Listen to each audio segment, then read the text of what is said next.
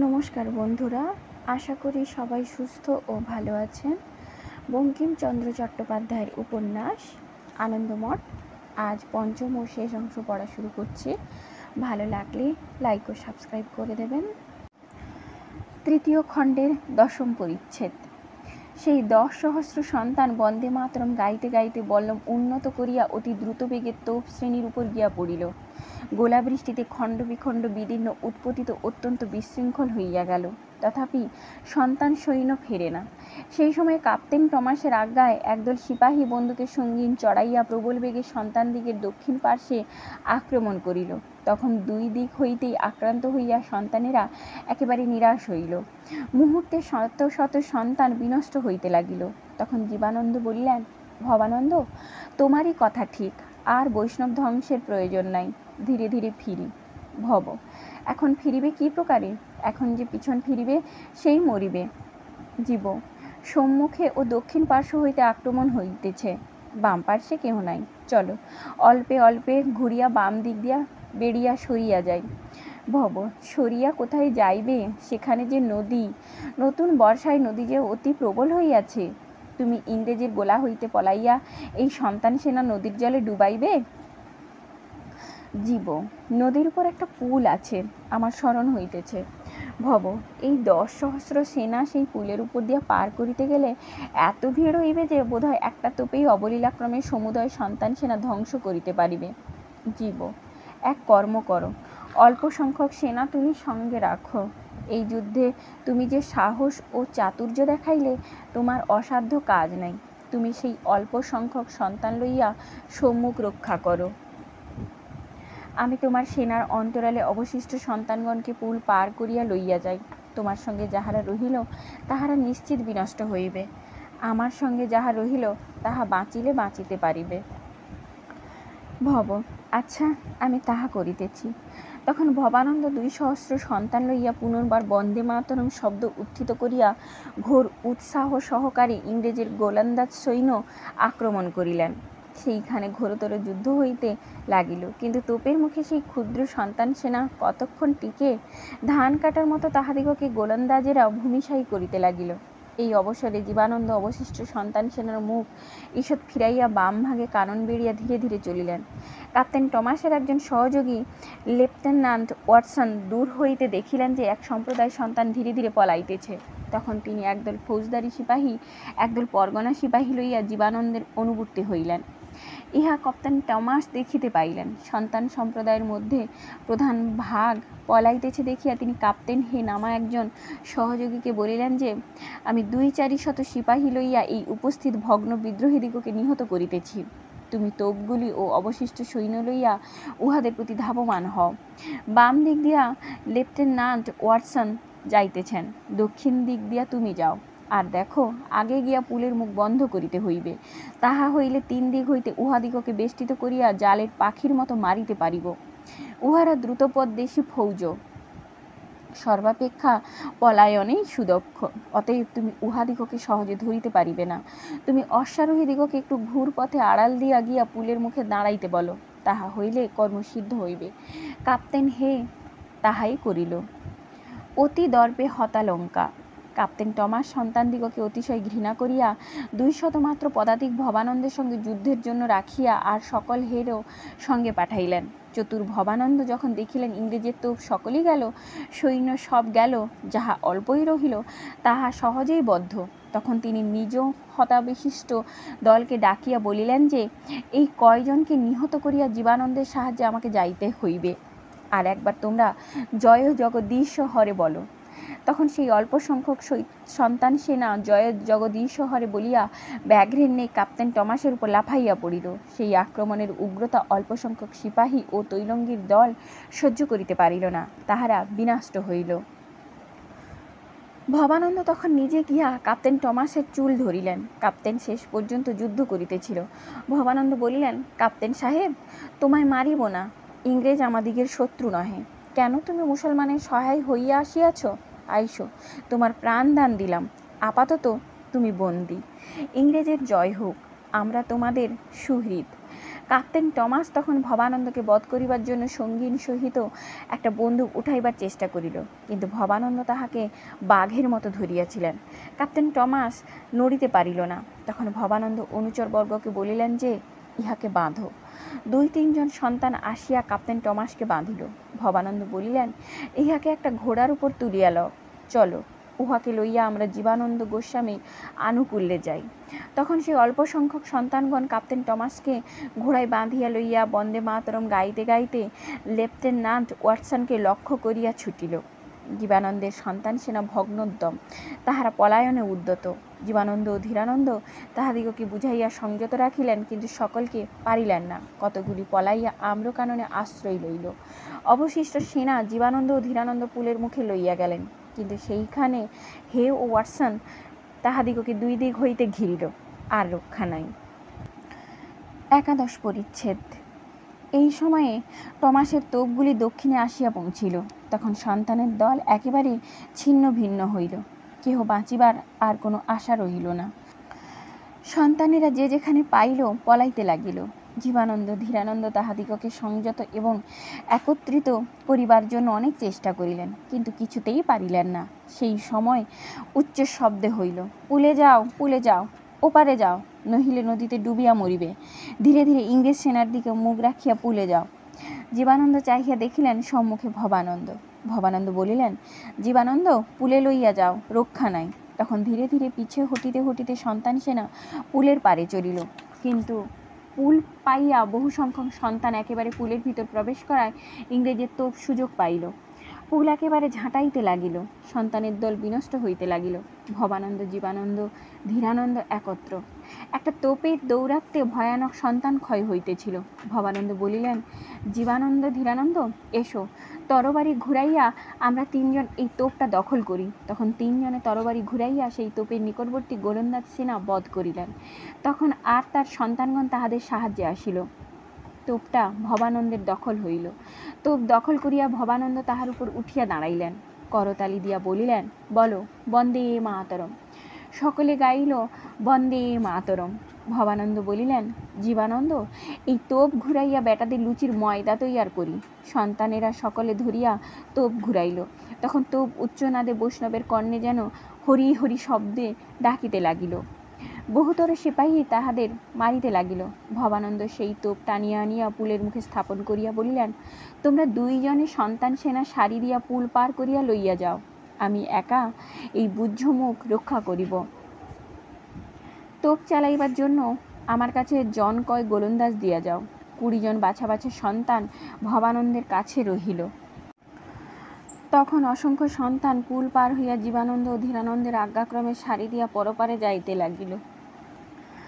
একা ভবানন্দ 20 জন সন্তানের সাহায্যে সেই এক কামানে বহুতর সেনা নিহত করিতে লাগিলেন। কিন্তু যবন সেনা জলোচ্ছ্বাসিত তরঙ্গের ন্যায় তরঙ্গের উপর তরঙ্গ, তরঙ্গের উপর তরঙ্গ ভবানন্দকে সংবেষ্টিত উৎপীড়িত নিমগ্নের ন্যায় করিয়া তুলিল। ভবানন্দ অশ্রান্ত, অজেয়, নির্ভীক কামানের শব্দে শব্দে কতই সেনা বিনষ্ট করিতে লাগিলেন। যবন ব্যত্যাপীড়িত তরঙ্গাভিঘাতের ন্যায় তাহার উপর আক্রমণ করিতে লাগিল। কিন্তু 20 জন সন্তান তোপ লইয়া পুলের মুখ বন্ধ করিয়া রহিল। তাহারা মরিয়াও মরে না, যবন পুলে ঢুকিতে পায় না। সে বীরেরা অজেয়, সে জীবন অবিনশ্বর। অবসর পাইয়া দলে দলে সন্তান সেনা অপর পারে গেল। আর কিছুকাল পুল রক্ষা করিতে পারিলেই সন্তানেরা সকলেই পুলের পারে যায়। এমন সময় কোথা হইতে নূতন তোপ ডাকিল, গুড়ুম গুড়ুম বুম বুম। উভয় দল কিয়ৎক্ষণ যুদ্ধে ক্ষান্ত হইয়া চাহিয়া দেখিল, কোথায় আবার কামান। দেখিল বনের ভিতর হইতে কতগুলি কামান দেশি গোলন্দাজ কর্তৃক চালিত হইয়া নির্গত হইতেছে। নির্গত হইয়া সেই বিরাট কামানের শ্রেণী 17 মুখে ধূম উদ্গীর্ণ করিয়া হে সাহেবের দলের উপর অগ্নিবৃষ্টি করিল। ঘোর শব্দে বন, নদ, গিরি সকলই প্রতিধ্বনিত হইল। সমস্ত দিনের রণে ক্লান্ত যবন সেনা প্রাণ ভয়ে শিহরিল। অগ্নিবৃষ্টিতে তৈলঙ্গী মুসলমান হিন্দুস্তানি পলায়ন করিতে লাগিল। কেবল 2-4 জন গোড়া খাড়া দাঁড়াইয়া মরিতে লাগিল। ভবানন্দ রঙ্গ দেখিতেছিলেন। ভবানন্দ বলিলেন, ভাই, নেড়ে ভাঙিতেছে, চলো একবার উহাদিগকে আক্রমণ করি। তখন পিপীলিকা স্রোতবৎ সন্তানের দল নতুন উৎসাহে পুল পারে ফিরিয়া আসিয়া যবনদিগকে আক্রমণ করিতে ধাবমান হইল। অকস্মাৎ তাহারা যবনের উপর পড়িল। যবন যুদ্ধের আর অবকাশ পাইল না। যেমন ভাগীরথী তরঙ্গ সেই দম্ভকারী বৃহৎ পর্বতাকার মত্ত হস্তিকে ভাসাইয়া লইয়া গিয়াছিল, সন্তানেরা তেমনি যবনদিগকে ভাসাইয়া লইয়া চলিল। যবনেরা দেখিল পিছনে ভবানন্দের পদাতিক সেনা, সম্মুখে মহেন্দ্রের কামান। তখন হে সাহেবের সর্বনাশ উপস্থিত হইল। আর কিছু টিকিল না। বল, বীর্য, সাহস, কৌশল, শিক্ষা, দম্ভ সকলই ভাসিয়া গেল। ফৌজদারি বাদশাহী, ইংরেজি, দেশি, বিলাতি, কালা গোরার সৈন্য নিপতিত হইয়া ভূতুলশায়ী হইল। বিধর্মীর দল পলাইল।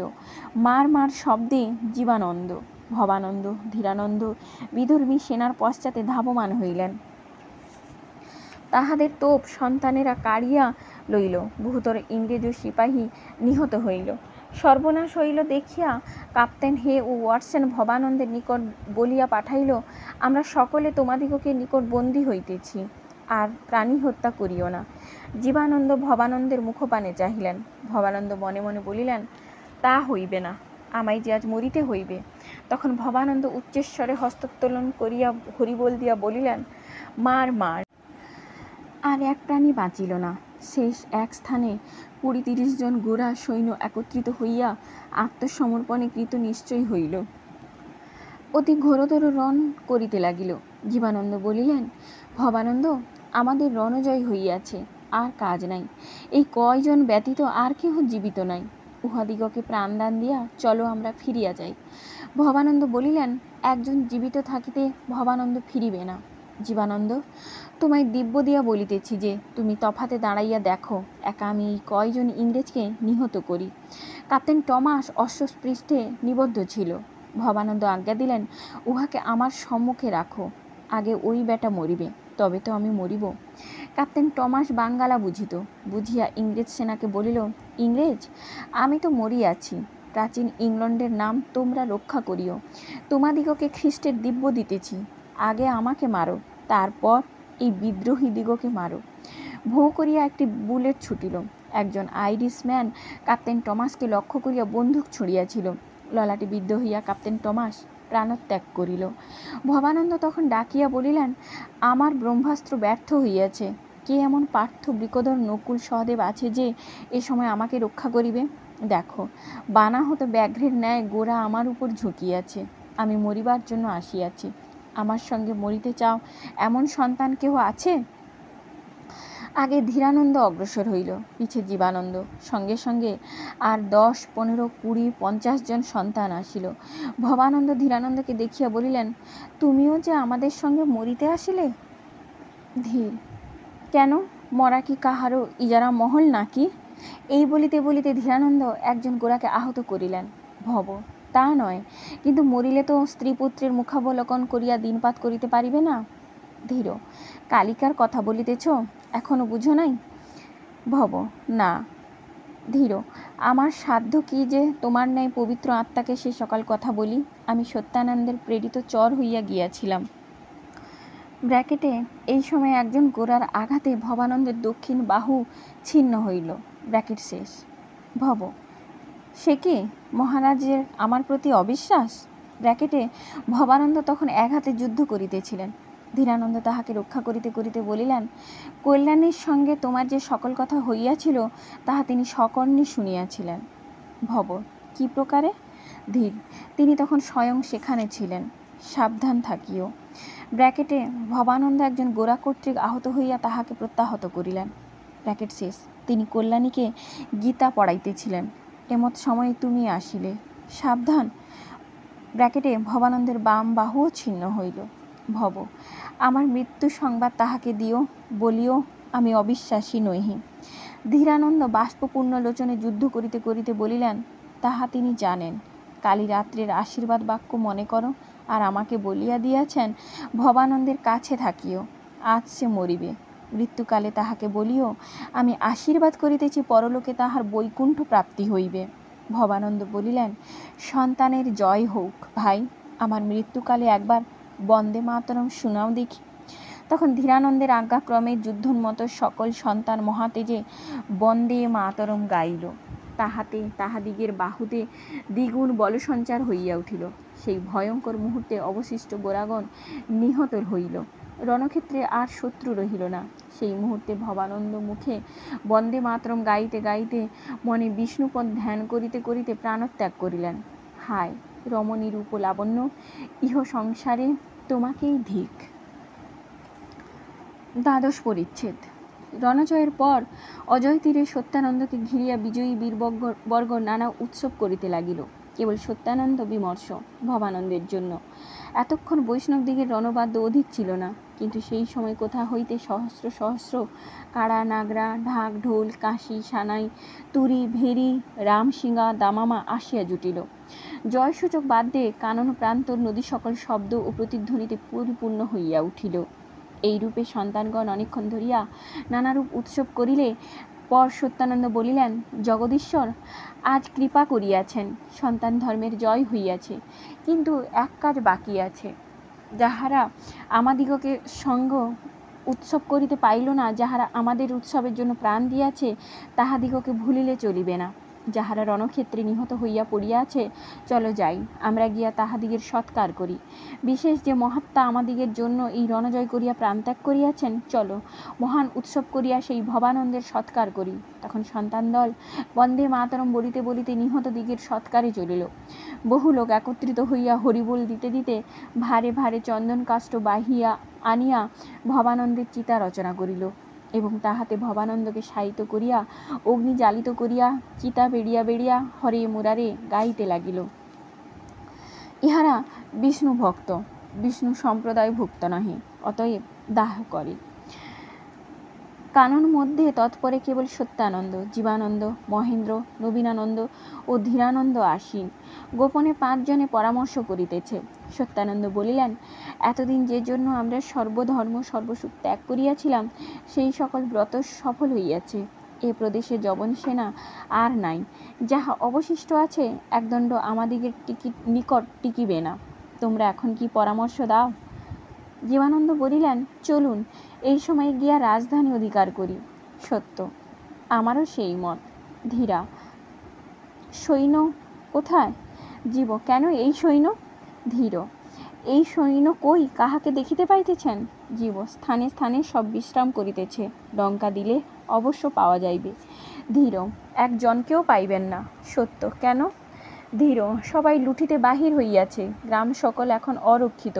মুসলমানের গ্রাম আর রেশমের কুঠি লুঠিয়া সকলে ঘরে যাইবে, এখন কাহাকেও পাইবেন না। আমি খুঁজিয়া আসিয়াছি। সত্যানন্দ বিষণ্ণ হইলেন, বলিলেন, যাই হোক, এ প্রদেশ সমস্ত আমাদের অধিকৃত হইল। এখানে আর কেহ নাই যে আমাদের প্রতিদ্বন্দ্বী হয়। অতএব বরেন্দ্রভূমিতে তোমরা সন্তান রাজ্য প্রচার করো, প্রজাদিগর নিকট হইতে কর আদায় করো এবং নগর অধিকার করিবার জন্য সেনা সংগ্রহ করো। হিন্দুর রাজ্য হইয়াছে শুনিলে বহুতর সেনা সন্তানের নিশান উড়াইবে। তখন জীবানন্দ প্রভৃতি সত্যানন্দকে প্রণাম করিয়া বলিলেন, আমরা প্রণাম করিতেছি হে মহারাজা ধীরাজ, আজ্ঞা হয়তো আমরা এই কারণেই আপনার সিংহাসন স্থাপিত করি। সত্যানন্দ তাহার জীবনে এই প্রথম কোপ প্রকাশ করিলেন, বলিলেন, ছি, আমায় কি শূন্য কুম্ভ মনে করো? আমরা কেহ রাজা নহি, আমরা সন্ন্যাসী। এখন দেশের রাজা বৈকুণ্ঠনাথ স্বয়ং। নগর অধিকার হইলে যাহার শিরে তোমাদিগের ইচ্ছা হয় রাজমুকুট পরাইও, কিন্তু ইহা নিশ্চিত জানিও যে আমি ব্রহ্মচর্য ভিন্ন আর কোনো আশ্রমই স্বীকার করিব না। এক্ষণে তোমরা স্ব-স্ব-কর্মে যাও। তখন 4 জনে ব্রহ্মচারীকে প্রণাম করিয়া গাত্রোত্থান করিলেন। সত্যানন্দ তখন অন্যের অলক্ষিতে ইঙ্গিত করিয়া মহেন্দ্রকে রাখিলেন, আর 3 জন চলিয়া গেলেন, মহেন্দ্র রহিলেন। সত্যানন্দ তখন মহেন্দ্রকে বলিলেন, তোমরা সকলে বিষ্ণু মণ্ডপে শপথ করিয়া সন্তান ধর্ম গ্রহণ করিয়াছিলেন। ভবানন্দ ও জীবানন্দ 2 জনেই প্রতিজ্ঞা ভঙ্গ করিয়াছে। ভবানন্দ আজ তাহার স্বীকৃত প্রায়শ্চিত্ত করল। আমার সর্বদা ভয় কোন দিন জীবানন্দ প্রায়শ্চিত্ত করিয়া দেহ বিসর্জন করে। কিন্তু আমার এক ভরসা আছে, কোনো নিগূঢ় কারণে সে এক্ষণে মরিতে পারিবে না। তুমি একা প্রতিজ্ঞা রক্ষা করিয়াছ। এক্ষণে সন্তানের কার্যোদ্ধার হইল। প্রতিজ্ঞা ছিল যে যতদিন না সন্তানের কার্যোদ্ধার হয় ততদিন তুমি স্ত্রী কন্যার মুখদর্শন করিবে না। এক্ষণে কার্যোদ্ধার হইয়াছে, এখন আবার সংসারী হইতে পারো। মহেন্দ্রের চক্ষে দরদরিত ধারা বহিল। মহেন্দ্র বলিলেন, ঠাকুর, সংসারী হইব কাহাকে লইয়া? স্ত্রী তো আত্মঘাতিনী হইয়াছেন, আর কন্যা কোথায় যে তা তো জানি না, কোথায় বা সন্ধান পাইব। আপনি বলিয়াছেন জীবিত আছে, ইহাই জানি, আর কিছু জানি না। সত্যানন্দ তখন নবীনানন্দকে ডাকিয়া মহেন্দ্রকে বলিলেন, ইনি নবীনানন্দ গোস্বামী, অতি পবিত্র চেতা, আমার প্রিয় শিষ্য। ইনি তোমার কন্যার সন্ধান বলিয়া দিবেন। এই বলিয়া সত্যানন্দ শান্তিকে কিছু ইঙ্গিত করিলেন। শান্তি তাহা বুঝিয়া প্রণাম করিয়া বিদায় হয়। তখন মহেন্দ্র বলিলেন, কোথায় তোমার সঙ্গে সাক্ষাৎ হইবে? শান্তি বলিল, আমার আশ্রমে আসুন। এই বলিয়া শান্তি আগে আগে চলিল। তখন মহেন্দ্র ব্রহ্মচারীর পাদবন্দনা করিয়া বিদায় হইলেন এবং শান্তির সঙ্গে সঙ্গে তাহার আশ্রমে উপস্থিত হইলেন। তখন অনেক রাত্রি হইয়াছে, তথাপি শান্তি বিশ্রাম না করিয়া নগরাভিমুখে যাত্রা করিল। সকলে চলিয়া গেলে ব্রহ্মচারী একা ভূমে প্রণত হইয়া মাটিতে মস্তক স্থাপন করিয়া মনে মনে জগদীশ্বরের ধ্যান করিতে লাগিলেন। রাত্রি প্রভাত হইয়া আসিল। এমন সময়ে কে আসিয়া তাহার মস্তক স্পর্শ করিয়া বলিল, আমি আসিয়াছি। ব্রহ্মচারী উঠিয়া চমকিত হইয়া অতি ব্যগ্রভাবে বলিলেন, আপনি আসিয়াছেন? কেন? যে আসিয়াছিল সে বলিল, দিন পূর্ণ হইয়াছে। ব্রহ্মচারী বলিলেন, হে প্রভু, আজ ক্ষমা করুন। আগামী মাঘী পূর্ণিমায় আমি আপনার আজ্ঞা পালন করিব। চতুর্থ খণ্ড, প্রথম পরিচ্ছেদ। সেই রজনীতে হরিধ্বনিতে সে প্রদেশভূমি পরিপূর্ণা হইল। সন্তানেরা দলে দলে যেখানে সেখানে উচ্চস্বরে কেহ বন্দে মাতরম, কেহ জগদীশ হরে বলিয়া গাইয়া বেড়াইতে লাগিল। কেহ শত্রু সেনার অস্ত্র, কেহ বস্ত্র অপহরণ করিতে লাগিল। কেহ মৃতদেহের মুখে পদাঘাত, কেহ অন্য প্রকার উপদ্রব করিতে লাগিল।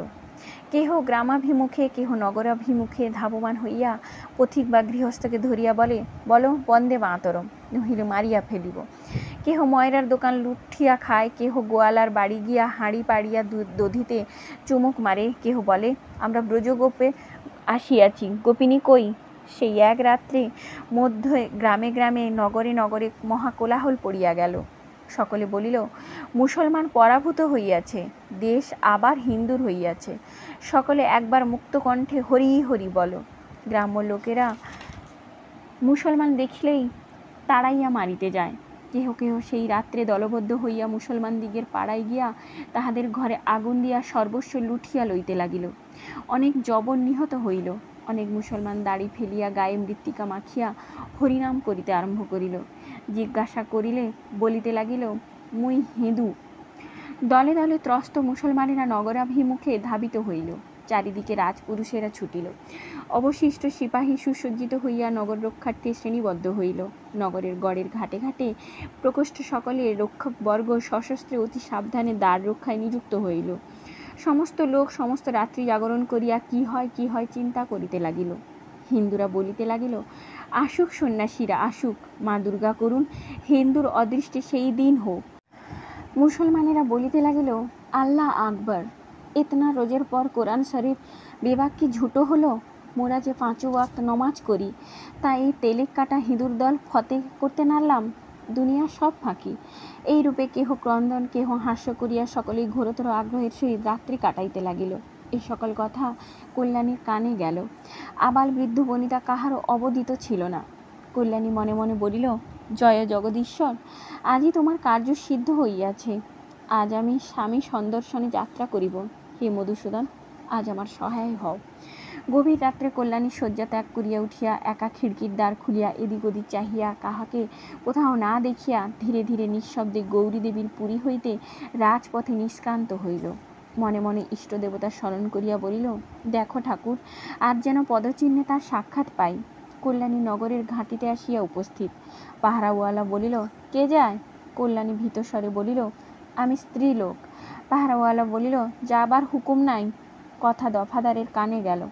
দফাদার বলিল, বাহিরে যাইবার নিষেধ নাই, ভিতরে আসিবার নিষেধ।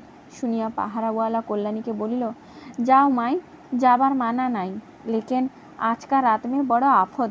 কেয়া জানে মাই তোমার কি হবে? তুমি কি ডেকেতের হাতে গিরবে, কি খানায় পড়িয়া মরিয়ে যাবে, সে তো হাম কিছু জানে না। আজকা রাত মাই তুমি বাহার না যাবে। কল্যাণী বলিল, বাবা, আমি ভিখারিনী, আমার এক কড়া কপর্দক নাই, আমায় ডাকাতে কিছু বলিবে না। পাহারাওয়ালা বলিল, বয়স আছে মাই, বয়স আছে, দুনিয়া মে ওহি তো জেওরাত হ্যায়। বলকে আমি ডেকেত হতে পারি। কল্যাণী দেখিল বড় বিপদ, কিছু কথা না কহিয়া ধীরে ধীরে ঘাঁটি এড়াইয়া চলিয়া গেল। পাহারাওয়ালা দেখিল, মাই রসিকতাটা বুঝিল না। তখন মনের দুঃখে গাঁজায় দম মারিয়া ঝিঁঝিট খাম্বাজে শরীর টপ্পা ধরিল। কল্যাণী চলিয়া গেল। সে রাত্রে পথে দলে দলে পথিক, কেহ মার মার শব্দ করিতেছে, কেহ পালাও পালাও শব্দ করিতেছে, কেহ কান্দিতেছে, কেহ হাসিতেছে। যে যাহাকে দেখিতেছে সে তাহাকে ধরিতে যাইতেছে। কল্যাণী অতিশয় কষ্টে পড়িল। পথ মনে নাই, কাহাকে জিজ্ঞাসা করিবার জো নাই, সকলের অনন্মুখ। কেবল লুকাইয়া লুকাইয়া অন্ধকারে পথ চলিতে হইতেছে।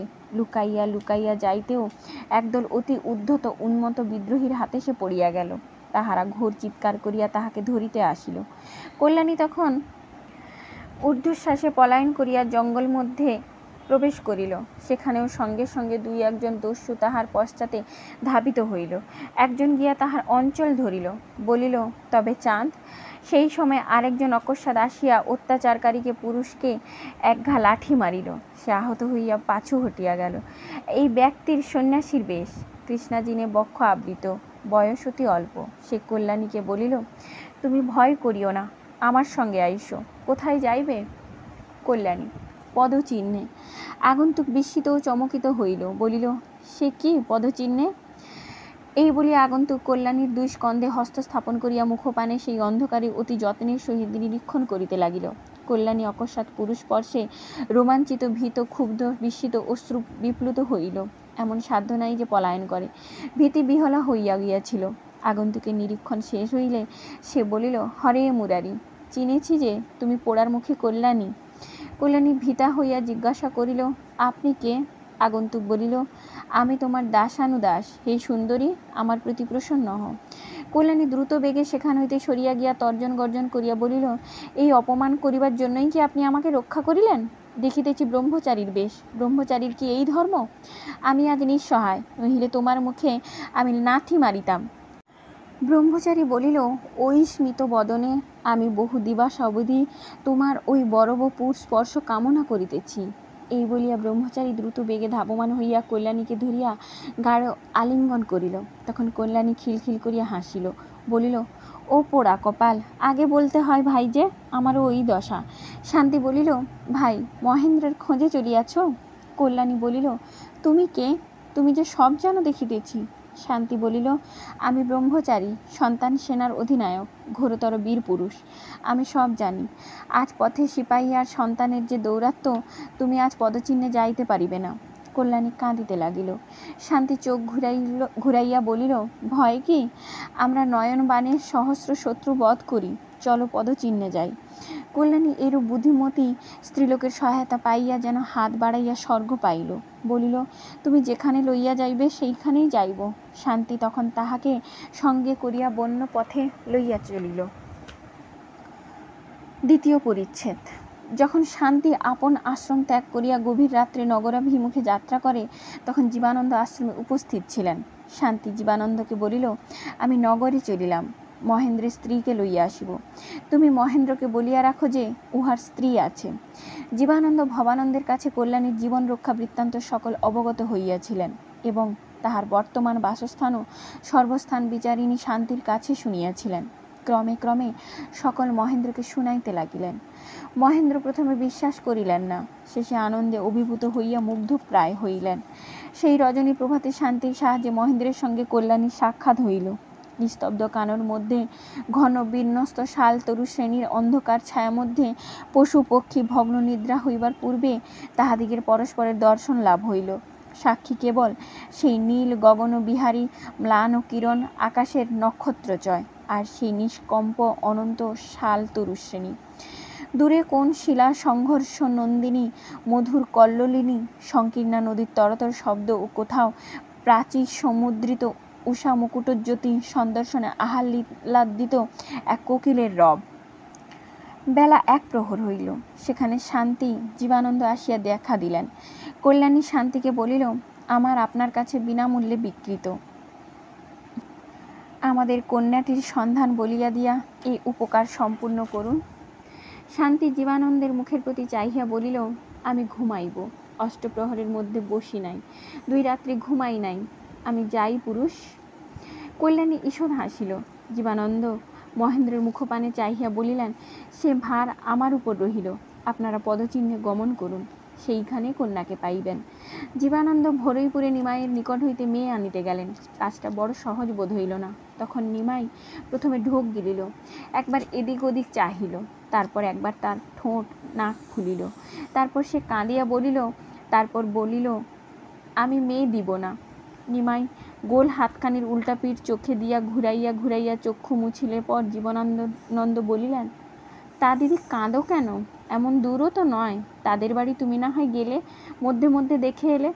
নিমাই ঠোঁট ফুলাইয়া বলিল, তা তোমাদের মেয়ে তোমাদের নিয়ে যাও না কেন? আমার কি?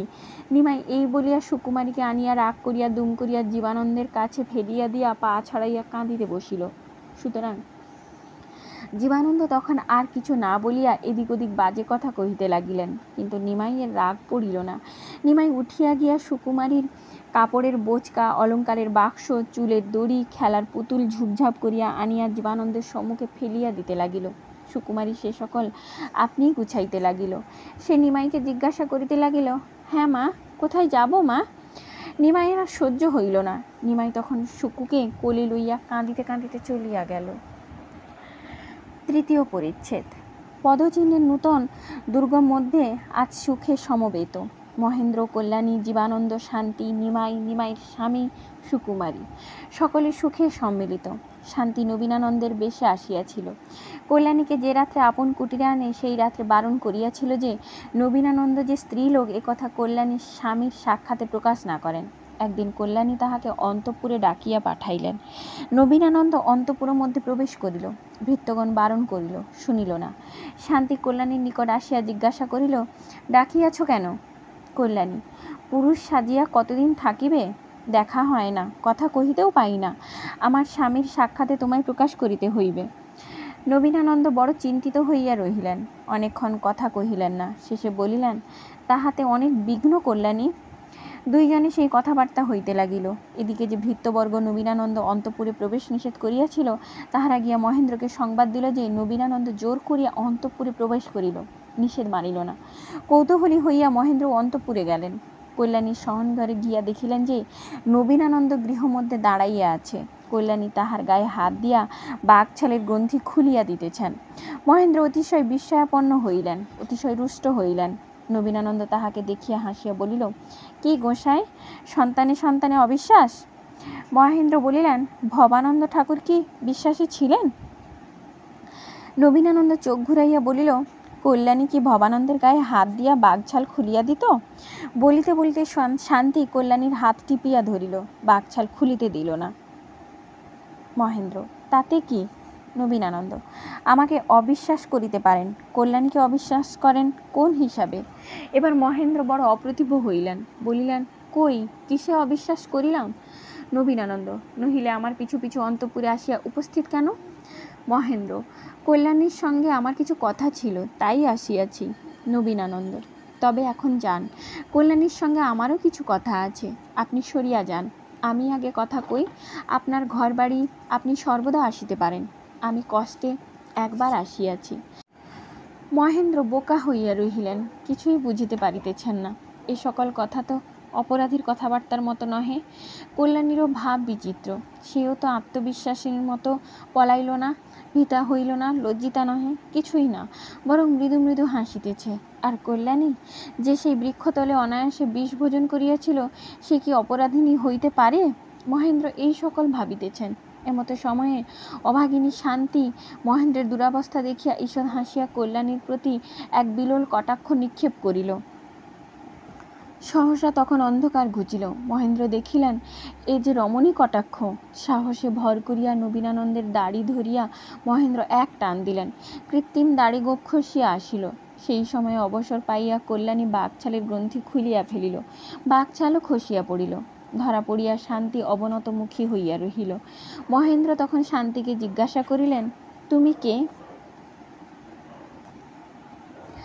শান্তি, শ্রীমান নবীনানন্দ গোস্বামী।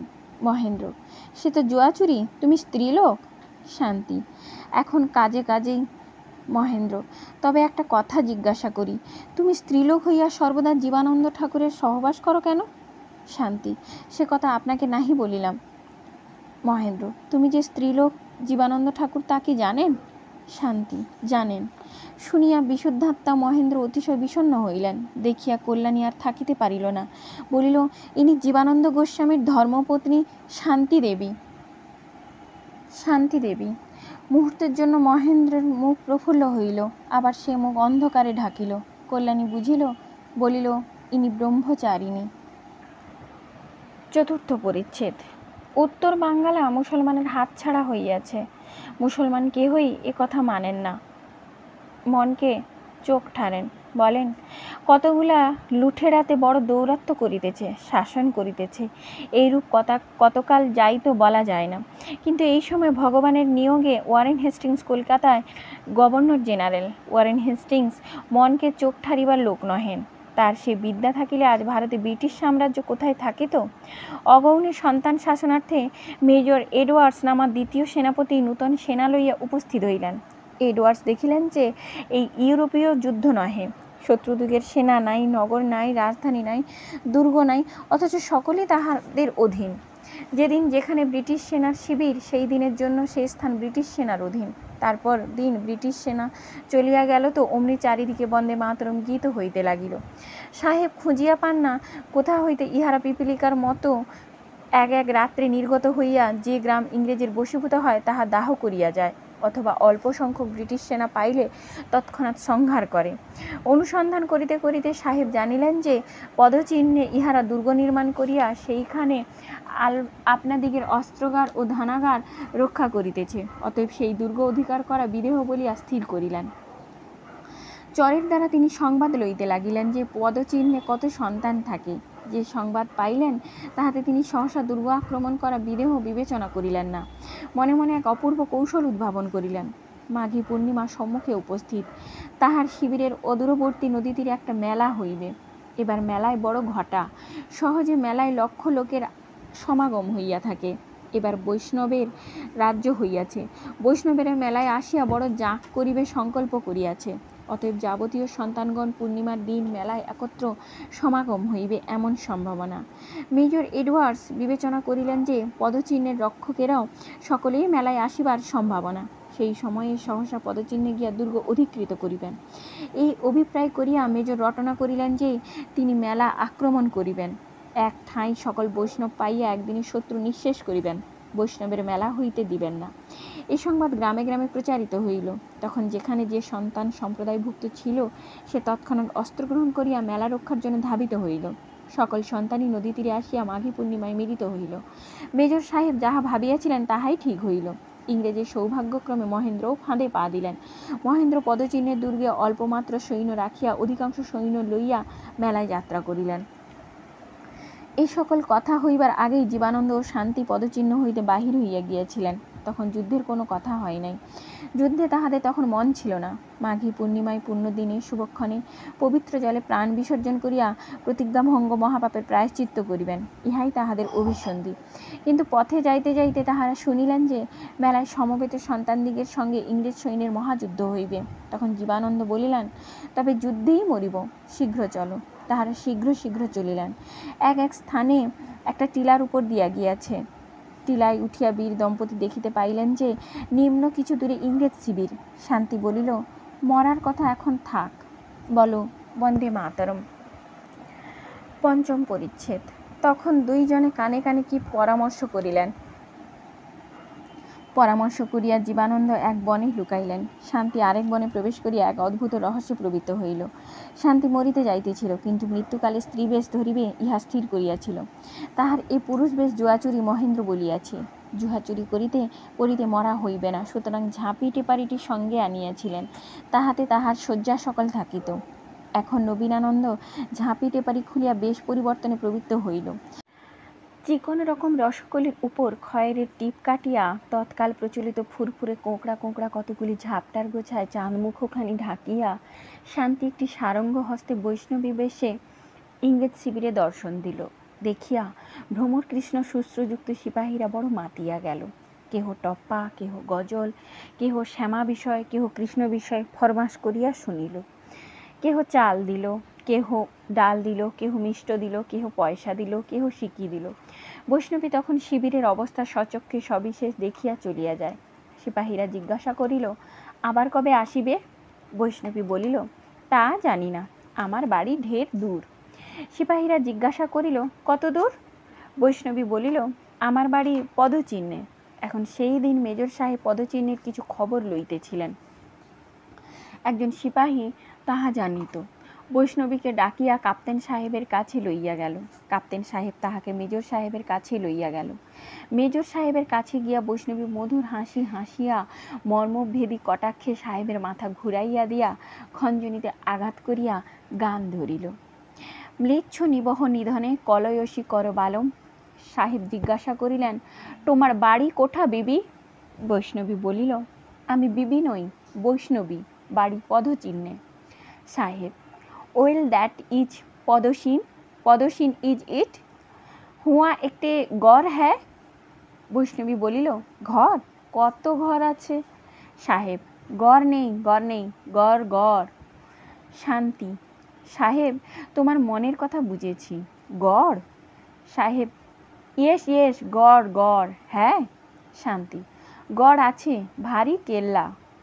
সাহেব, কেটে আর্মি? শান্তি, গড়ে কত লোক থাকে? 20-50 হাজার। साहिब, नॉनसेंस, एक तो केले में 2-4 हजार रह सकता, वहाँ पर अभी है, यहाँ निकल गया। शांति, अब निकला में कोथा? साहिब, मेला में, तुम कब आया है वहाँ से? शांति, काल एसेছি साहेब। साहेब, वो लोग आज निकल गया होगा। শান্তি মনে মনে ভাবিতেছিল যে তোমার বাপের শ্রাদ্ধের চাল যদি আমি না চড়াই তবে আমার নাম রসকলি কাটাই বৃথা। কতক্ষণে শিয়ালে তোমার মুন্ড খাবে আমি দেখব। প্রকাশ্যে বলিল, তা সাহেব, হতে পারে, আজ বেরিয়ে গেলে যেতে পারে, অতএব খবর আমি জানি না। বৈষ্ণবী মানুষ, গান গিয়ে ভিক্ষা শিক্ষা করে খায়, অত খবর রাখিনি। বকে বকে গলা শুকিয়ে উঠল। পয়সাটা শিকেটা দাও, উঠে চলে যাই। সাহেব ঝনাত করিয়া একটা নগদ টাকা ফেলিয়া দিয়া বলিল, পরশু নেহি বিবি। শান্তি বলিল, দূর বেটা। বৈষ্ণবী বলিল, বিবি কি? एडवर्ड्स, परसों नहीं, आज रात को हमको खबर मिलना चाहिए। शांति, बंदूक माथाय दिए शराब टेने सर्षेर तेल नाके दिए घुमो, आज आमी 10 कोस रास्ता जाबो, आसबो, ओके खबर एने देबो, छुचो बेटा कोथाकार। एडवर्ड्स, छुचो बेटा किसका कहता है? शांति, जे बड़ो वीर, भारी जांदरेल। एडवर्ड्स, ग्रेट जनरल हम हो सकता है, क्लाइव का माफिक, लेकिन आज हमको खबर मिलना चाहिए, 100 रुपया बख्शिश देंगे। शांति, सही दाओ और हजारों दाओ, 20 क्रोशे दुखाना ठेंगे होबे ना। एडवर्ड्स, घोड़े पर? शांति, घोड़ाয় चढ़ते जानले और तुम्हार ताबूते एसे सारेंग बाजिए भिक्षे करी। एडवर्ड्स, गदी पर ले जाएगा। शांति, कोले बसिए निये जाबे, आमार लज्जा नेই। एडवर्ड्स, क्या मुश्किल, 500 रुपया देंगे। শান্তি, কে যাবে, তুমি নিজে যাবে? সাহেব তখন অঙ্গুলি নির্দেশপূর্বক সম্মুখে দণ্ডায়মন লিন্ডলে নামক একজন যুবা এনসাইনকে দেখিয়া তাহাকে বলিলেন, লিন্ডলে তুমি যাবে? লিন্ডলে শান্তির রূপযৌবন দেখিয়া বলিল, আহ্লাদপূর্বক। তখন ভারী একটা আরবি ঘোড়া সজ্জিত হইয়া আসিলে লিন্ডলেও তৈয়ার হইল। শান্তিকে ধরিয়া ঘোড়ায় তুলিতে গেল। শান্তি বলিল, ছি, এত লোকের মাঝখানে আমার কি আর কিছু লজ্জা নেই? আগে চলো ছাউনি ছাড়াই। লিন্ডলে ঘোড়ায় চলিল। ঘোড়া ধীরে ধীরে হাঁটিয়া চলিল। শান্তি পশ্চাৎ পশ্চাৎ হাঁটিয়া চলিল। এইরূপে তাহারা শিবিরে বাহিরে আসিল। শিবিরের বাহিরে আসিলে নির্জন প্রান্তর পাইয়া শান্তি লিন্ডলের পায়ের উপর পা দিয়া এক লাফে ঘোড়ায় চড়িল। লিন্ডলে হাসিয়া বলিল, তুমি যে পাকা ঘোড়সওয়ার। শান্তি বলিল, আমরা এমন পাকা ঘোড়সওয়ার যে তোমার সঙ্গে চড়িতে লজ্জা করে। ছি, রেকাব পায়ে দিয়ে ঘোড়ায় চড়া। একবার বড়াই করিবার জন্য লিন্ডলে রেকাব হইতে পা লইল। শান্তি অমনি নির্বোধে ইংরেজের গলদেশে হস্তার্পণ করিয়া ঘোড়া হইতে ফেলিয়া দিল। শান্তি তখন অশ্বপৃষ্ঠে রীতিমতো আসন গ্রহণ করিয়া ঘোড়ার পেটে মলের ঘা মারিয়া বায়ুবেগে আরবিকে ছুটাইয়া দিল। শান্তি 4 বৎসর সন্তান সৈন্যের সঙ্গে সঙ্গে ফিরিয়া অশ্বারোহণ বিদ্যাও শিখিয়াছিল। তা না শিখিলে জীবনানন্দের সঙ্গে কি বাস করিতে পারিত? লিখলে পা ভাঙিয়া পড়িয়া রহিলেন। শান্তি বায়ুবেগে অশ্বপৃষ্ঠ চলিল। যে বনে জীবনানন্দ লুকাইয়াছিলেন, শান্তি সেইখানে গিয়া জীবানন্দকে সকল সংবাদ অবগত করাইল। জীবানন্দ বলিলেন, তবে আমি শীঘ্র গিয়া মহেন্দ্রকে সতর্ক করি। তুমি মেলায় গিয়া সত্যানন্দকে খবর দাও। তুমি ঘোড়ায় যাও, প্রভু যেন শীঘ্র সংবাদ পান। তখন দুইজনে দুই দিকে ধাবিত হইল। বলা বৃথা, শান্তি আবার নবীনানন্দ হইল। 6ষ্ঠ পরিচ্ছেদ। এডওয়ার্ডস পাকা ইংরেজ। ঘাঁটিতে ঘাঁটিতে তাহার লোক ছিল। শীঘ্র তাহার নিকটে খবর পৌঁছিল যে সেই বৈষ্ণবীটা লিল্লে সাহেবকে ফেলিয়া দিয়া আপনি ঘোড়ায় চড়িয়া কোথায় চলিয়া গিয়াছে। শুনিয়াই এডওয়ার্ডস বলিলেন, an imp of Satan, strike the tents. তখন ঠক ঠক খটাখট তাম্বুর খোঁটায় মুগুরের ঘা পড়িতে লাগিল। মেঘরচিত অমরাবতীর ন্যায় বস্ত্রনগরী অন্তর্হিতা হইল। মালগাড়িতে বোঝাই হইল, মানুষ ঘোড়ায় অথবা আপনার পায়ে। হিন্দু মুসলমান মাদ্রাজি গোরা বন্দুক ঘাড়ে মশমশ করিয়া চলিল। কামানের গাড়ি ঘোড়ার ঘড়র ঘড়র করিতে চলিল। এদিকে মহেন্দ্র সন্তান সেনা লইয়া ক্রমে মেলার পথে অগ্রসর। সেই দিন বৈকালে মহেন্দ্র ভাবিল, বেলা পড়িয়া আসিল, শিবির সংস্থাপন করা যাক। তখন শিবির সংস্থাপন উচিত বোধ হইল। বৈষ্ণবের তাঁবু নাই, গাছতলায় গুণচট বা কাঁথা পাতিয়া শয়ন করে, একটু হরিচরণামৃত খাইয়া রাত্রি যাপন করে। ক্ষুধা যেটুকু বাকি থাকে স্বপ্নে বৈষ্ণবী ঠাকুরানীর অধরামৃত পান করিয়া পরিপূরণ করে। শিবির উপযোগী নিকটে একটি স্থান ছিল, একটা বড় বাগান, আম, কাঁঠাল, ভাবলা, তেঁতুল। মহেন্দ্র আজ্ঞা দিলেন, এইখানেই শিবির করো। তারই পাশে একটা টিলা ছিল, উঠিতে বড় বন্ধুর। মহেন্দ্র একবার ভাবিলেন, এই পাহাড়ের উপর শিবির করিলেও হয়, স্থানটা দেখিয়া আসিবেন মনে করিলেন। এই ভাবিয়া মহেন্দ্র অশ্ব আরোহণ করিয়া ধীরে ধীরে টিলার উপর উঠিতে আরম্ভ করিলেন। তিনি কিছু দূর উঠিলের পর এক যুবা যোদ্ধা বৈষ্ণব সেনা মধ্যে প্রবিষ্ট হইয়া বলিল, চলো টিলায় চড়ো। নিকটে যাহারা ছিল তারা বিস্মিত হইয়া বলিল, কেন? যোদ্ধা এক মৃত্তিকা স্তূপের উপর উঠিয়া দাঁড়াইয়া বলিল, চলো, এই জ্যোৎস্না রাত্রে ওই পর্বত শিখরে নূতন বসন্তের নূতন ফুলের গন্ধ শুকিতে শুকিতে আজ আমাদের শত্রুর সঙ্গে যুদ্ধ করিতে হইবে। সন্তানেরা দেখিল সেনাপতি জীবানন্দ। তখন হরে মুরারে উচ্চ শব্দ করিয়া যাবতীয় সন্তান সেনা বল্লমে ভর করিয়া উঁচু হইয়া উঠিল এবং সেই সেনা জীবানন্দের অনুকরণ পূর্বক বেগে টিলার উপর আরোহণ করিতে লাগিল। একজন সজ্জিত অশ্ব আনিয়া জীবানন্দকে দিল। দূর হইতে মহেন্দ্র দেখিয়া বিস্মিত হইল, ভাবিল, এ কি? না বলিতে ইহারা আসে কেন? এই ভাবিয়া মহেন্দ্র ঘোড়ার মুখ ফিরাইয়া চাবুকের ঘায়ে ধোঁয়া উড়াইয়া দিয়া পর্বত অবতরণ করিতে লাগিলেন। সন্তান বাহিনীর অগ্রবর্তী জীবানন্দের সাক্ষাৎ পাইয়া জিজ্ঞাসা করিলেন, এ আবার কি আনন্দ? জীবানন্দ হাসিয়া বলিলেন, আজ বড় আনন্দ।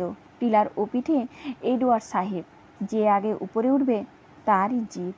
তখন জীবানন্দ সন্তান সৈন্যের প্রতি ডাকিয়া বলিলেন, চেনো তোমরা? আমি জীবানন্দ গোস্বামী সহস্র শত্রুর প্রাণ বধ করিয়াছি। তুমুল নিনাদে কানন প্রান্ত সব ধ্বনিত করিয়া শব্দ হইল, চিনি আমরা, তুমি জীবানন্দ গোস্বামী। জীব, বলো হরে মুরারি। কানন প্রান্ত সহস্র সহস্র কণ্ঠে ধ্বনিত হইল, হরে মুরারি। জীব, টিলার ওপিঠে শত্রু। আজ এই স্তূপ ও শিখরে এই নীলাম্বরী যামিনী সাক্ষাৎকার সন্তানেরা রণ করিবে। দ্রুত আইস, যে আগে শিখরে উঠিবে সে জিতিবে। বলো বন্দে মাতরম। তখন কানন প্রান্তরে ধ্বনিত করিয়া গীতধ্বনি উঠিল, বন্দে মাতরম। ধীরে ধীরে সন্তান সেনা পর্বত শিখর আরোহণ করিতে লাগিলেন। কিন্তু তাহারা সহসা সভয়ে দেখিল মহেন্দ্র সিংহ অতি দ্রুত বেগে স্তূপ হইতে অবতরণ করিতে করিতে তুর্য নিনাদ করিতেছেন। দেখিতে দেখিতে শিখর দেশে নীলাকাশ পটে কামান শ্রেণীর সহিত ইংরেজের গোলন্দাজ সেনা শোভিত হইয়াছে। উচ্চেশ্বরে বৈষ্ণবী সেনা গাইল, তুমি বিদ্যা, তুমি ভক্তি, তুমি মা বাহুতে শক্তি, তং হি প্রাণা শরীরে। কিন্তু ইংরেজের কামানের গুড়ুম গুড়ুম গুম শব্দে সে মহাগীতির শব্দ ভাসিয়া গেল। শত শত সন্তান হত আহত হইয়া অশ্বশস্ত্র সহিত টিলার উপর শুইল। আবার গুড়ুম গুম। দধিচির অস্থিকে ব্যঙ্গ করিয়া সমুদ্রের তরঙ্গ ভঙ্গকে তুচ্ছ করিয়া ইংরেজের বজ্র গড়াইতে লাগিল। চাষার কর্তনীর সম্মুখে সুপক্ক ধ্যানের ন্যায় সন্তান সেনা খণ্ড বিখণ্ড হইয়া ধরাশায়ী হইতে লাগিল। বৃথায় জীবনানন্দ, বৃথায় মহেন্দ্র যত্ন করিতে লাগিলেন। পতনশীল শিলারাশির ন্যায় সন্তান সেনা টিলা হইতে ফিরিতে লাগিল। কে কোথায় পলায় ঠিকানা নাই। তখন একেবারে সকলের বিনাশ সাধনের জন্য হুররে হুররে শব্দ করিতে করিতে গোরার পল্টন টিলা হইতে নামিল। সঙ্গীন উঁচু করিয়া অতি দ্রুত বেগে পর্বত বিমুক্ত বিশাল তটিনী প্রপাতবৎ দুর্দমনীয় অলঙ্ঘ অজেয় ব্রিটিশ সেনা পলায়নপর সন্তান সেনার পশ্চাৎ ধাবিত হইল। জীবানন্দ একবার মাত্র মহেন্দ্রের সাক্ষাৎ পাইয়া বলিলেন, আজ শেষ, এসো এইখানে মরি।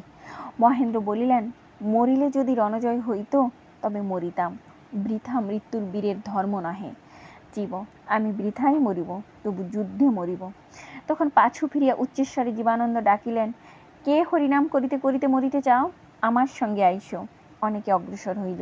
জীবানন্দ বলিলেন, অমন নহে, হরি সাক্ষাৎ শপথ করো, জীবন্তে ফিরিবে না। যাহারা আগু হইয়াছিল তাহারা পিছাইল। জীবানন্দ বলিলেন, কেহ আসিবে না, তবে আমি একাই চলিলাম। জীবানন্দ অশ্বপৃষ্ঠে উঁচু হইয়া বহুদূরে পশ্চাৎস্থিত মহেন্দ্রকে ডাকিয়া বলিলেন, ভাই, নবীনানন্দকে বলিও আমি চলিলাম, লোকান্তরে সাক্ষাৎ হইবে। এই বলিয়া সেই বীর পুরুষ লৌহ বৃষ্টি মধ্যে বেগে অশ্বাচালন করিলেন। বাম হস্তে বল্লম, দক্ষিণে বন্দুক, মুখে হরে মুরারি হরে মুরারি হরে মুরারি। যুদ্ধের সম্ভাবনা নাই, এই সাহসে কোনো ফল নাই, তথাপি হরে মুরারি হরে মুরারি গাইতে গাইতে জীবানন্দ শত্রুবুদ্ধ মধ্যে প্রবেশ করিলেন। পলায়ন পর সন্তানদিগকে মহেন্দ্র ডাকিয়া বলিলেন, দেখো, একবার তোমরা ফিরিয়া জীবানন্দ গোসাইকে দেখো, দেখিলে মরিবে না। ফিরিয়া কতগুলি সন্তান জীবানন্দের অমানুষী কীর্তি দেখিল। প্রথমে বিস্মিত হইল, তারপর বলিল, জীবানন্দ মরিতে জানে, আমরা জানি না, চলো জীবানন্দের সঙ্গে আমরাও বৈকুণ্ঠে যাই। এই কথা শুনিয়া কতগুলি সন্তান ফিরিল, তাহাদের দেখা দেখি আর কতগুলি ফিরিল, তাহাদের দেখা দেখি আরও কতগুলি ফিরিল। বড় একটা গণ্ডগোল উপস্থিত হইল। জীবানন্দ শত্রুবুজ্জ প্রবেশ করিয়াছিলেন। সন্তানেরা আর কেহই তাহাকে দেখিতে পাইল না। এদিকে সমস্ত রণক্ষেত্র হইতে সন্তানগণ দেখিতে পাইল যে কতক সন্তানেরা আবার ফিরিতেছে। সকলেই মনে করিল সন্তানের জয় হইয়াছে, সন্তান শত্রুকে তাড়াইয়া যাইতেছে। তখন সমস্ত সন্তান সৈন্য মার মার শব্দে ফিরিয়া ইংরেজ সৈন্যের উপর ধাবিত হইল। এদিকে ইংরেজ সেনার মধ্যে একটা ভারী হুলস্থুলু পড়িয়া গেল।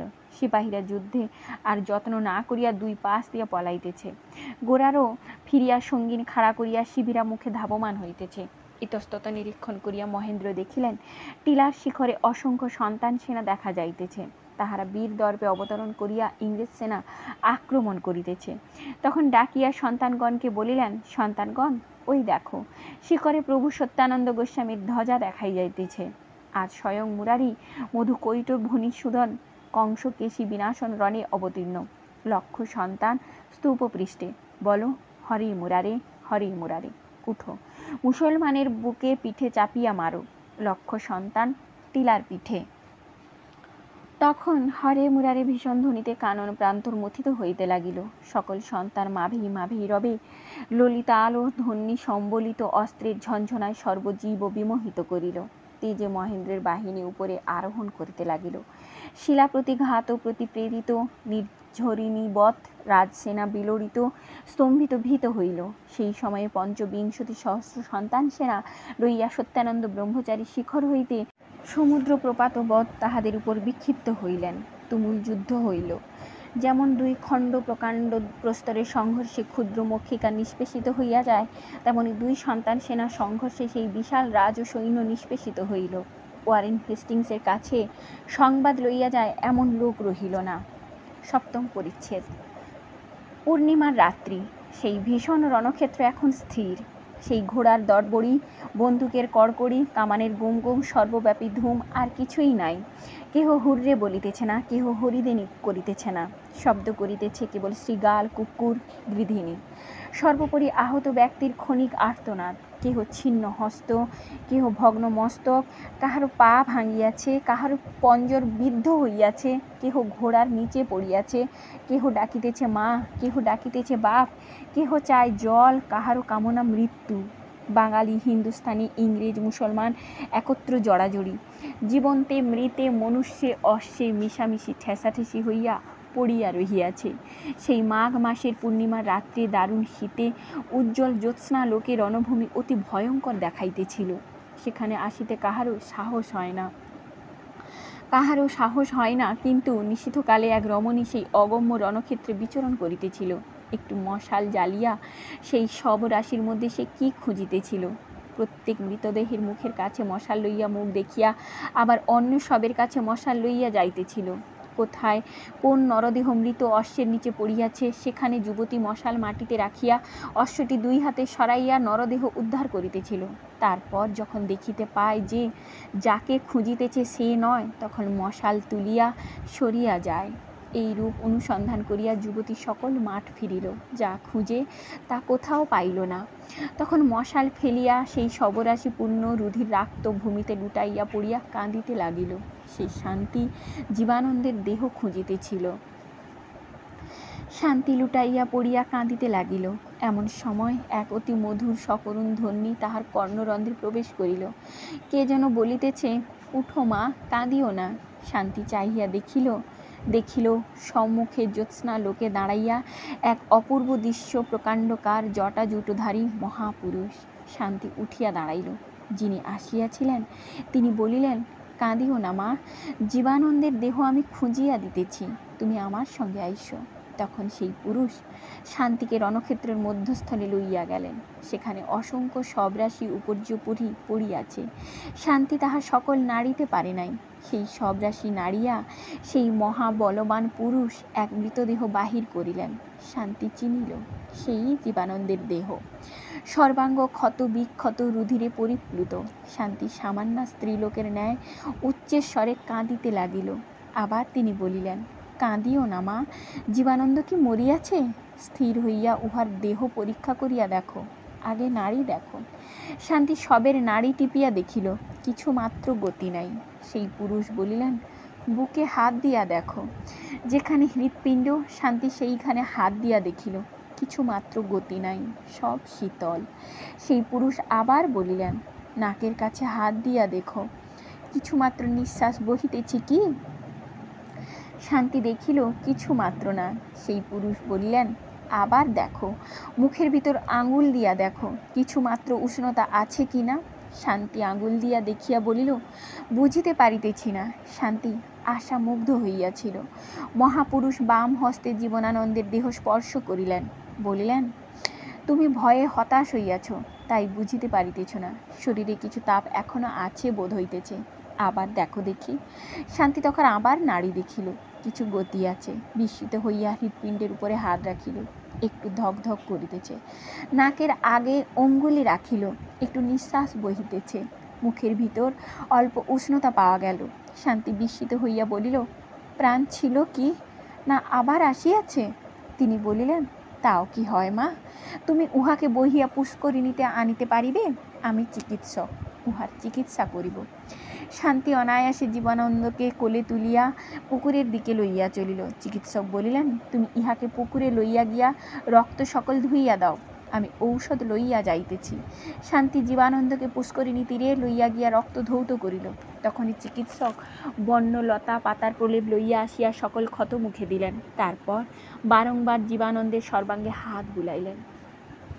তখন জীবানন্দ এক দীর্ঘ নিঃশ্বাস ছাড়িয়া উঠিয়া বসিল। শান্তির মুখপানে চাহিয়া জিজ্ঞাসা করিল, যুদ্ধে কার জয় হইল? শান্তি বলিল, তোমারই জয়, এই মহাত্মাকে প্রণাম করো। তখন উভয়ে দেখিল, কেহ কোথাও নাই। কাহাকে প্রণাম করিবে? নিকটে বিজয়ী সন্তান সেনার বিষম কোলাহল শোনা যাইতেছিল, কিন্তু শান্তি বা জীবানন্দ কেহই উঠিল না। সেই পূর্ণচন্দ্রের কিরণে সমুজ্জ্বল পুষ্করিণীর সোপানে বসিয়া রহিল। জীবানন্দের শরীর ঔষধের গুণে অতি অল্প সময়েই সুস্থ হইয়া আসিল। তিনি বলিলেন, শান্তি, সেই চিকিৎসকের ঔষধের আশ্চর্য গুণ। আমার শরীরে আর কোনো বেদনা বা গ্লানি নেই। এখন কোথায় যাইবে, চলো। ওই সন্তান সেনার জয়ের উৎসবের গোল শোনা যাইতেছে। শান্তি বলিল, আর ওখানে না, মার কার্যোদ্ধার হইয়াছে, এ দেশ সন্তানের হইয়াছে। আমার রাজ্যের ভাগ চাহি না, এখন আর কি করিতে চাইব? জীবানন্দ, যা কাড়িয়া লইয়াছি তা বাহুবলে রাখিতে হইবে। শান্তি, রাখিবার জন্য মহেন্দ্র আছেন, সত্যানন্দ স্বয়ং আছেন। তুমি প্রায়শ্চিত্ত করিয়া সন্তান ধর্মের জন্য দেহত্যাগ করিয়াছিলে। এ পুনঃপ্রাপ্ত দেহে সন্তানের আর কোনো অধিকার নেই। আমরা সন্তানের পক্ষে মরিয়াছি। এখন আমাদের দেখিলে সন্তানেরা বলিবে, জীবানন্দ যুদ্ধের সময়ে প্রায়শ্চিত্র ভয়ে লুকাইয়াছিল, জয় হইয়াছে দেখিয়া রাজ্যের ভাগ লইতে আসিয়াছে। জীবনানন্দ: সে কি শান্তি! লোকের অপবাদ ভয়ে আপনার কাজ ছাড়িব? আমার কাজ মাতৃসেবা, যে যা বলুক না কেন আমি মাতৃসেবাই করিব। শান্তি: তাহাতে তোমার আর অধিকার নাই, কেননা তোমার দেহ মাতৃসেবার জন্য পরিত্যাগ করিয়াছ। যদি আবার মারও সেবা করিতে পাইলে তবে তোমার প্রায়শ্চিত্ত কি হইল? মাতৃসেবায় বঞ্চিত হওয়াই এ প্রায়শ্চিত্তের প্রধান অংশ, নহিলে শুধু তুচ্ছ প্রাণ পরিত্যাগ কি বড় একটা ভারী কাজ? জীবানন্দ: শান্তি, তুমি সার বুঝিতে পারো, তুমি এ প্রায়শ্চিত্ত অসম্পূর্ণ রাখিব না। আমার সুখ সন্তান ধর্মে, সে সুখে আমাকে বঞ্চিত করিব, কিন্তু যাইব কোথায়? মাতৃসেবা ত্যাগ করিয়া গৃহে গিয়া তো সুখ ভোগ করা হইবে না। শান্তি: তা কি আমি বলিতেছি? ছি, আমরা আর গৃহী নহি, এমনই দুইজনে সন্ন্যাসীই থাকিব, চিরব্রহ্মচর্য পালন করিব। চলো এখন গিয়ে আমরা দেশে দেশে তীর্থ দর্শন করিয়া বেড়াই। জীবানন্দ: তারপর? শান্তি: তারপর হিমালয়ের উপর কুটির প্রস্তুত করিয়া দুইজনে দেবতার আরাধনা করিব, যাতে মার মঙ্গল হয়, সেই বর মাগিব। তখন দুইজনে উঠিয়া হাত ধরাধরি করিয়া জ্যোৎস্নাময় নিশীথে অনন্তে অন্তর্হিত হইল। হায়, আবার আসিবে কি মা? জীবানন্দের ন্যায় পুত্র, শান্তির ন্যায় কন্যা আবার গর্ভে ধরিবে কি? অষ্টম পরিচ্ছেদ। সত্যানন্দ ঠাকুর রণক্ষেত্র হইতে কাহাকে কিছু না বলিয়া আনন্দমঠে চলিয়া আসিলেন। সেখানে গভীর রাত্রে বিষ্ণু মণ্ডপে বসিয়া ধ্যানে প্রবৃত্ত। এমন সময়ে সেই চিকিৎসক সেখানে আসিয়া দেখা দিলেন। দেখিয়া সত্যানন্দ উঠিয়া প্রণাম করিলেন। চিকিৎসক বলিলেন, সত্যানন্দ, আজ মাঘী পূর্ণিমা। সত্য: চলুন, আমি প্রস্তুত, কিন্তু হে মহাত্মন, আমার এক সন্দেহ ভঞ্জন করুন। আমি যে মুহূর্তে যুদ্ধ জয় করিয়া সনাতন ধর্ম নিষ্কণ্টক করিলাম, সেই সময়েই আমার প্রতি এ প্রত্যাখ্যানের আদেশ কেন হইল? যিনি আসিয়াছিলেন তিনি বলিলেন, তোমার কার্য সিদ্ধ হইয়াছে, মুসলমান রাজ্য ধ্বংস হইয়াছে, আর তোমার এখন কোনো কার্য নাই, অনর্থক প্রাণী হত্যার প্রয়োজন নাই। সত্যানন্দ: মুসলমান রাজ্য ধ্বংস হইয়াছে, কিন্তু হিন্দু রাজ্য স্থাপিত হয় নাই, এখনও কলিকাতা ইংরেজ প্রবল। তিনি: হিন্দু রাজ্য এখন স্থাপিত হইবে না, তুমি থাকিলে এখন অনর্থক নরহত্যা হইবে, অতএব চলো। শুনিয়া সত্যানন্দ তীব্র মর্ম পীড়ায় কাতর হইলেন। বলিলেন, হে প্রভু, যদি হিন্দু রাজ্য স্থাপিত হইবে না, তবে কে রাজা হইবে? আবার কি মুসলমান রাজা হইবে? তিনি বলিলেন, না, এখন ইংরেজ রাজা হইবে। সত্যানন্দের দুই চক্ষে জলধারা বহিতে লাগিল। তিনি উপরিস্থিতা মাতৃরূপা জন্মভূমি প্রতিমার দিকে ফিরিয়া জোর হাতে বাষ্প নিরুদ্ধ স্বরে বলিতে লাগিলেন, হায় মা, তোমার উদ্ধার করিতে পারিলাম না, আবার তুমি ম্লেচ্ছের হাতে পড়িবে। সন্তানের অপরাধ লইও না। হায় মা, কেন আজ রণক্ষেত্রে আমার মৃত্যু হইল না? চিকিৎসক বলিলেন, সত্যানন্দ, কাতর হইও না, তুমি বুদ্ধির ভ্রমক্রমের দস্যুবৃত্তির দ্বারা ধন সংগ্রহ করিয়া রণজয় করিয়াছ। পাপের কখনো পবিত্র ফল হয় না, অতএব তোমরা দেশের উদ্ধার করিতে পারিবে না, আর যাহা হইবে তাহা ভালোই হইবে। ইংরেজ রাজা না হইলে সনাতন ধর্মের পুনরুদ্ধারের সম্ভাবনা নাই। মহাপুরুষেরা যেরূপ বুঝিয়াছেন, এ কথা আমি তোমাকে সেই রূপ বোঝাই, মনোযোগ দিয়া শুনো। ৩৩ কোটি দেবতার পূজা সনাতন ধর্ম নহে, সে একটা লৌকিক অপকৃষ্ট ধর্ম। তাহার প্রভাবে প্রকৃত সনাতন ধর্ম, ম্লেচ্ছেরা যাহাকে হিন্দু ধর্ম বলে, তাহা লোপ পাইয়াছে। প্রকৃত হিন্দু ধর্ম জ্ঞানাত্মক কর্মাত্মক নাহে। সেই জ্ঞান দুই প্রকার, বহির্বিষয়ক ও অন্তর্বিষয়ক। অন্তর্বিষয়ক যে জ্ঞান, সেই সনাতন ধর্মের প্রধান ভাগ, কিন্তু বহির্বিষয়ক জ্ঞান আগে না জন্মিলে অন্তর্বিষয়ক জ্ঞান জন্মিবার সম্ভাবনা নাই। স্থূল কি তাহা না জানিলে সূক্ষ্ম কি তাহা জানা যায় না। এখন এদেশে অনেক দিন হইতে বহির্বিষয়ক জ্ঞান বিলুপ্ত হইয়া গিয়াছে, কাজেই প্রকৃত সনাতন ধর্মও লোপ পাইয়াছে। সনাতন ধর্মের পুনরুদ্ধার করিতে গেলে আগে বহির্বিষয়ক জ্ঞানের প্রচার করা আবশ্যক। এখন এদেশে বহির্বিষয়ক জ্ঞান নাই, শিক্ষায় এমন লোক নাই। আমরা লোক শিক্ষায় পটু নহি, অতএব ভিন্ন দেশ হইতে বহির্বিষয়ক জ্ঞান আনিতে হইবে। ইংরেজ বহির্বিষয়ক জ্ঞানে অতি সুপণ্ডিত, লোকশিক্ষায় বড় সুপটু, সুতরাং ইংরেজকে রাজা করিব। ইংরেজি শিক্ষায় এদেশীয় লোক বহিস্তত্ত্বে সুশিক্ষিত হইয়া অন্তস্তত্ত্ব বুঝিতে সক্ষম হইবে, তখন সনাতন ধর্ম প্রচারের আর বিঘ্ন থাকিবে না। তখন প্রকৃত ধর্ম আপনা আপনি পুনরুদ্দীপ্ত হইবে। যতদিন না তা হয়, যতদিন না হিন্দু আবার জ্ঞানবান, গুণবান আর বলবান হয়, ততদিন ইংরেজ রাজ্য অক্ষয় থাকিবে। ইংরেজ রাজ্যে প্রজা সুখী হইবে, নিষ্কণ্টকে ধর্মচারণ করিবে। অতএব হে বুদ্ধিমান, ইংরেজের সঙ্গে যুদ্ধে নিরস্ত হইয়া আমার অনুসরণ করো। সত্যানন্দ বলিলেন, হে মহাত্মন, যদি ইংরেজকে রাজা করাই আপনাদের অভিপ্রায়, যদি এ সময় ইংরেজের রাজ্যই দেশের পক্ষে মঙ্গলকর, তবে আমাদিগকে এই নৃশংস যুদ্ধকার্যে কেন নিযুক্ত করিয়াছিলেন? মহাপুরুষ বলিলেন, ইংরেজ এক্ষণে বণিক, অর্থ সংগ্রহেই মন, রাজ্য শাসনের ভার লইতে চাহে না। এই সন্তান বিদ্রোহের কারণে তাহারা রাজ্য শাসনের ভার লইতে বাধ্য হইবে, কেননা রাজ্য শাসন ব্যতীত অর্থ সংগ্রহ হইবে না। ইংরেজ রাজ্যে অভিষিক্ত হইবে বলিয়াই সন্তান বিদ্রোহ উপস্থিত হইয়াছে। এক্ষণে আইস, জ্ঞান লাভ করিয়া তুমি স্বয়ং সকল কথা বুঝিতে পারিবে। সত্যানন্দ, হে মহাত্মন, আমি জ্ঞান লাভের আকাঙ্ক্ষা রাখি না, জ্ঞানে আমার কাজ নাই। আমি যে ব্রতে ব্রতী হইয়াছি, ইহাই পালন করিব। আশীর্বাদ করুন, আমার মাতৃভক্তি অচলা হোক। মহাপুরুষ, ব্রত সফল হইয়াছে, মার মঙ্গল সাধন করিয়াছ, ইংরেজ রাজ্য স্থাপিত করিয়াছ। যুদ্ধ বিগ্রহ পরিত্যাগ করো, লোকে কৃষিকার্যে নিযুক্ত হোক, পৃথিবী শস্যশালিনী হোক, লোকের শ্রীবৃদ্ধি হোক। সত্যানন্দের চক্ষু হইতে অগ্নিস্ফুলিঙ্গ নির্গত হইল। তিনি বলিলেন, শত্রু শনিতে সিক্ত করিয়া মাতাকে শস্যশালিনী করিব। মহাপুরুষ, শত্রু কে? শত্রু আর নাই, ইংরেজ মিত্র রাজা, আর ইংরেজের সঙ্গে যুদ্ধে শেষ জয়ী হয় এমন শক্তিও কাহারও নেই। সত্যানন্দ, না থাকে এইখানে এই মাতৃপ্রতিমা সম্মুখে দেহত্যাগ করিব। মহাপুরুষ, অজ্ঞানে?